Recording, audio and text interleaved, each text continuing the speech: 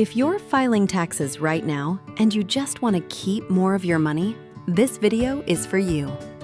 In the next few minutes, I'll walk you through 5 legit IRS-backed tax tips that can reduce what you owe or increase your refund without doing anything sketchy.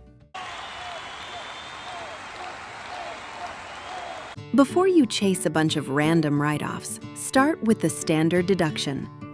For tax year 2025, the IRS standard deduction is $15,750 for single filers, $31,500 for married filing jointly, and $23,625 for head of household. And if you're 65 or older, you may qualify for an additional standard deduction, which can push your deduction even higher. Deductions reduce your taxable income.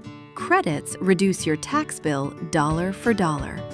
That's why credits are where the real money is.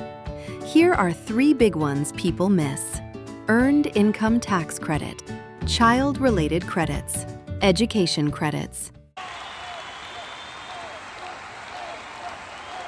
If you contributed to a retirement account, like a 401k or IRA, you might qualify for the Savers Credit. It's designed for low to moderate income workers, and it can be worth up to $1,000 or $2,000 if married filing jointly. A money-saving tax tip that's painfully overlooked: don't pay filing fees if you qualify for free filing. For the 2026 filing season, the IRS says IRS Free File is available for eligible taxpayers with 2025 AGI of $89,000 or less through participating partners. And if you want in-person help, VITA and TCE provide free tax preparation for qualifying taxpayers, often based on income, disability status, age, or language needs. Then, to get your refund faster, file electronically and use direct deposit.